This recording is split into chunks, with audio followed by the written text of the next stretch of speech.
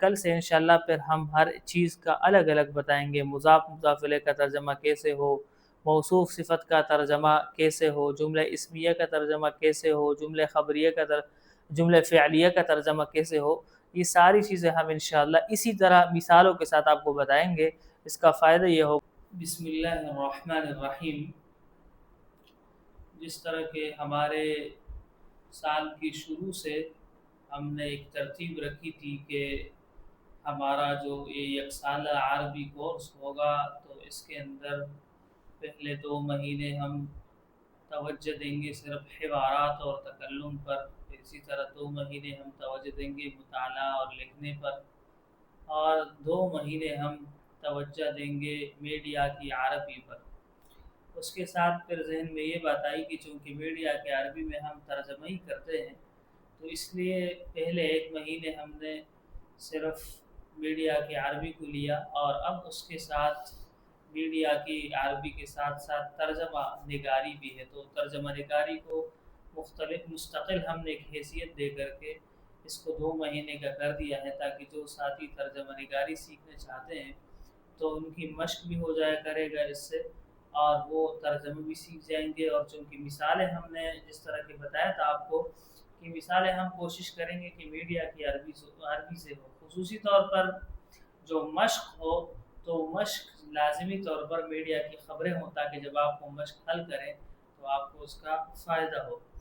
پہلی بات یہ ہے کہ ایک ہے بامحاورہ ترجمہ اور دوسرا ہے لفظی ترجمہ. لفظی ترجمہ تو آسان سی بات ہے کہ ایک ایک لفظ کو آپ لیتے ہیں اور اس کو دوسری زبان میں منتقل کرتے ہیں. اس لفظ کا دوسری زبان میں جو معنی ہے وہی معنی آپ نے نیچے لکھ دیا، بس ہر لفظ کے نیچے اس کا ہم معنی لفظ دوسری زبان میں جو ہے وہ آپ لکھ لیتے ہیں. یہ ہوتا ہے لفظی ترجمہ. بامحاورہ ترجمہ میں یہ دیکھا جاتا ہے کہ اس پہلے والی زبان کا اسلوب تو وہ ہے جو لکھا ہوا ہے، لیکن میں جس زبان میں ترجمہ کر رہا ہوں ان لوگوں کا اسلوب کیا ہے، طریقہ کیا ہے، وہ یہ بات کس طریقے سے کرتے ہیں، تو اس انداز میں پھر لیا جاتا ہے. اس میں اس بات کا خیال نہیں رکھا جاتا کہ مکمل طور پر ایک ایک لفظ کا ترجمہ کیا جائے، بلکہ اس معنی کو جو پہلے زبان میں موجود ہوتا ہے اسی معنی کو دوسری زبان کے اسلوب میں لکھا جاتا ہے. اسی کو بامحاورہ ترجمہ کہا جاتا ہے. تو اس میں پھر اہل زبان کے طرز اظہار، اہل زبان کا اسلوب، ان کے محاورات اور ان کی ترتیب، جملوں کی ترتیب، الفاظ کی ساخت، ان تمام چیزوں کو دیکھا جاتا ہے. اسی طرح اب ہم آتے ہیں کچھ مثالوں کی طرف. ان مثالوں میں ہم آپ کو سمجھائیں گے کہ لفظی ترجمہ کیا ہوتا ہے اور کیسے ہوتا ہے، اور بامحاورہ ترجمہ کیسے ہوتا ہے. اب ایک مثال ہے، جیسے استشعر زید بالصعوبة في الدرس. استشعر زید بالصعوبة في الدرس. اب ایک ایک لفظ کا ترجمہ کرتے جائیں. استشعر محسوس کی، زید نے، بالصعوبة مشکل، فی الدرس سبق میں، یا الصعوبہ کا معنی دشواری بھی ہے. استشعر زید بالصعوبة فی الدرس، محسوس کی زید نے دشواری سبق میں. یہ لفظی ترجمہ ہے. استشعر زید بالصعوبة فی الدرس، محسوس کی زید نے دشواری سبق میں. اب بامحاورہ ترجمہ ایسا کیا ہوگا کہ زید کو سبق میں دشواری محسوس ہوئی، زید کو سبق میں دشواری محسوس ہوئی، یا زید کو سبق سمجھنے میں دشواری محسوس ہوئی. تو اب یہ اردو میں جب ہمارا اسلوب جو بولنے کا ہے وہ یہ ہے. پہلے والا اسلوب نہیں ہے کہ محسوس کی زید نے دشواری سبق میں، یہ بولنے کا انداز نہیں ہے. اردو زبان میں بولنے کا انداز یہ ہے کہ زید کو سبق سمجھنے میں دشواری محسوس ہوئی. دوسرا مثال مثلا آپ کے سامنے ہے کہ حصل لی کتاب. حصل لی کتاب، حصل حاصل ہوئی، لی میرے لیے، کتاب کتاب. حصل لی کتاب، حاصل ہوئی میرے لیے کتاب. یہ لفظی ترجمہ ہے، لیکن اس کا بامحاورہ ترجمہ کیا ہوگا؟ حصل لی کتاب، مجھے کتاب ملی. حصل لی کتاب، مجھے کتاب ملی. ہم یہ کہتے ہیں، یہ تو ہم نہیں کہتے کہ میرے لیے حاصل ہوئی کتاب، اس لیے کہ اردو زبان والوں کا یہ انداز نہیں ہے بولنے کا. یہ تو عربی زبان بولنے والوں کا انداز ہے، لفظی ترجمہ کرنے کی وجہ سے وہی انداز اردو میں بھی ہم نے ترجمہ کر لیا ہے۔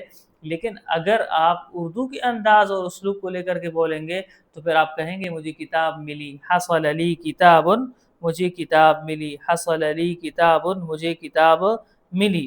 اسی طرح ایک اور ترجمہ ہے لن ینساہ، لن ینساہ، لن ینساہ، وہ ہرگز نہیں بھولے گا اسے، وہ ہرگز نہیں بھولے گا اسے۔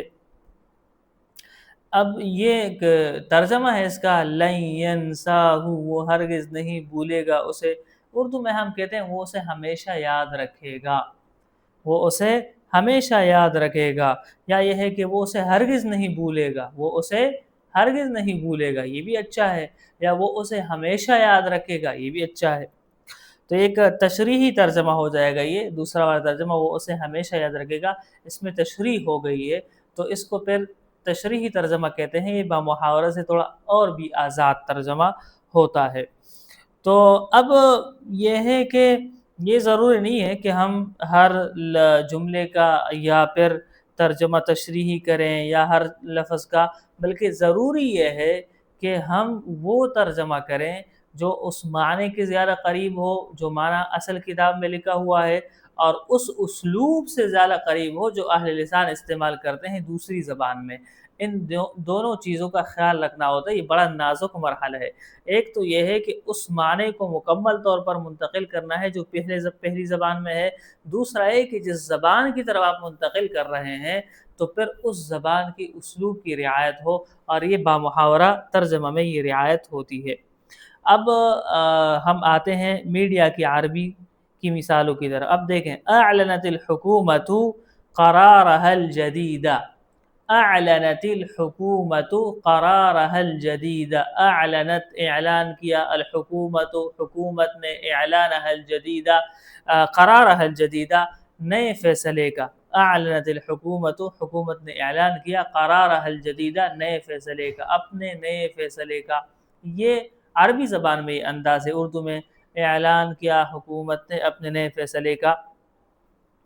اب بامحاورہ ترجمہ کیا ہوگا؟ بامحاورہ ترجمہ ہوگا حکومت نے اپنے نئے فیصلے کا اعلان کر دیا، حکومت نے اپنے نئے فیصلے کا اعلان کر دیا، یا حکومت نے اپنا نیا فیصلہ اعلان کیا۔ تو یہ اردو میں بولنے کا انداز ہے، لفظی ترجمہ نہیں ہے۔ اسی طرح تزايدت الاحتجاجات في العاصمة، تزايدت الاحتجاجات في العاصمة، بڑھ گئے احتجاج فی العاصمۃ دارالحکومت میں، تزایدت بڑھ گئے، الاحتجاجات احتجاج، فی العاصمۃ دارالحکومت میں، تو تزایدت الاحتجاجات فی العاصمۃ، دارالحکومت میں احتجاج بڑھ گئے، یہ بامحاورہ ترجمہ ہوگا، دارالحکومت میں احتجاج بڑھ گئے، تزایدت الاحتجاجات فی العاصمۃ، دارالحکومت میں احتجاجات بڑھ گئے یا احتجاج بڑھ گئے۔ اسی طرح تیسرا جملہ ہے اجرت القناۃ، اجرت القناۃ مقابلۃ مع الوزیر، اجرت القناۃ مقابلۃ مع الوزیر، اجرت القناۃ مقابلۃ مع الوزیر، کیا چینل نے ایک انٹرویو وزیر کے ساتھ، کیا چینل نے یا کی ملاقات چینل نے ایک وزیر کے ساتھ۔ اب یہ کیا بنے گا؟ یہ لفظی ترجمہ بنے گا، لیکن بامحاورہ ہم کیا کہیں گے کہ چینل نے وزیر کے ساتھ انٹرویو کیا، چینل نے وزیر کے ساتھ انٹرویو کیا۔ یہ بامحاورہ ترجمہ ہے، اچھا بھی لگتا ہے، سننے والوں کو مزہ بھی آتا ہے، چینل نے وزیر کے ساتھ انٹرویو کیا۔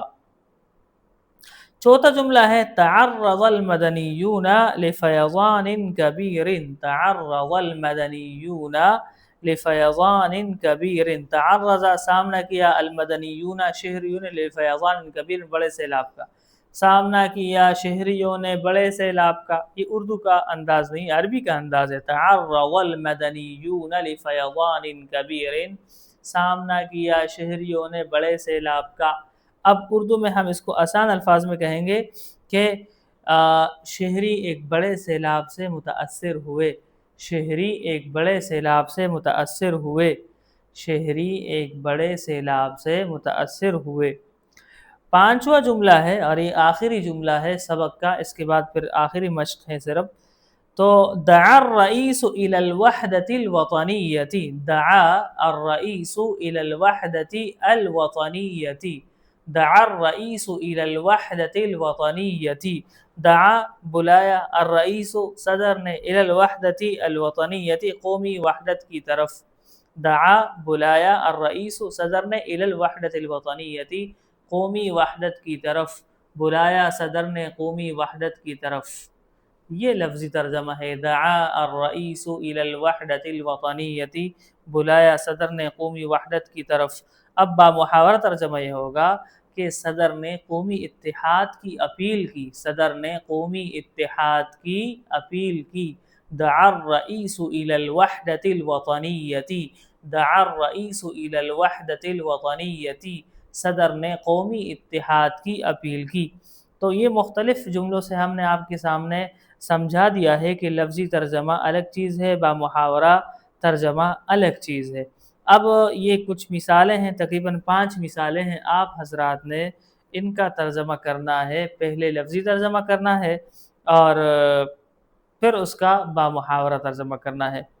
پہلا جملہ ہے اصیب ثلاثة اشخاص فی الحادث، اصیب ثلاثة اشخاص فی الحادث، اصیب ثلاثة اشخاص فی الحادث. آپ نے اس کا لفظی ترجمہ کرنا ہے، پھر بامحاورہ ترجمہ کرنا ہے. اعلنت الشركة عن مشروع جديد، اعلنت الشركة عن مشروع جديد، اعلنت الشركة عن مشروع جديد. ارتفعت الاسعار في الاسابيع الاخيرة، ارتفعت الاسعار في الاسابيع الاخيرة، ارتفعت الاسعار في الاسابيع الاخيرة، ارتفعت الاسعار في الاسابيع الاخيرة. وصل الرئيس الى المدينة لحضور الاحتفال، وصل الرئيس إلى المدينة لحضور الاحتفال، وصل الرئيس إلى المدينة لحضور الاحتفال، وصل الرئيس إلى المدينة لحضور الاحتفال. اور پانچواں اور آخری جملہ ہے أكد المتحدث الرسمي صحة الخبر، أكد المتحدث الرسمي صحة الخبر، أكد المتحدث الرسمي صحة الخبر. تو یہ 5 جملے ہیں، آپ نے پہلے ہر جملے کا لفظی ترجمہ کرنا ہے، اس کے بعد آپ نے ہر جملے کا بامحاورہ ترجمہ کرنا ہے. اور کل سے انشاءاللہ پھر ہم ہر چیز کا الگ الگ بتائیں گے، مضاف مضاف الیہ کا ترجمہ کیسے ہو، موصوف صفت کا ترجمہ کیسے ہو، جملہ اسمیہ کا ترجمہ کیسے ہو، جملہ خبریہ کا جملہ فعلیہ کا ترجمہ کیسے ہو. یہ ساری چیزیں ہم انشاءاللہ اسی طرح مثالوں کے ساتھ آپ کو بتائیں گے. اس کا فائدہ یہ ہوگا کہ آپ کے ذہن میں مفردات اور میڈیا کی عربی سے متعلق اہم جملے اور ان کی معانی بھی بیٹھ جائے کریں گے، اور ترجمہ کا طریقہ بھی سمجھ آ جایا کرے گا انشاءاللہ تعالی.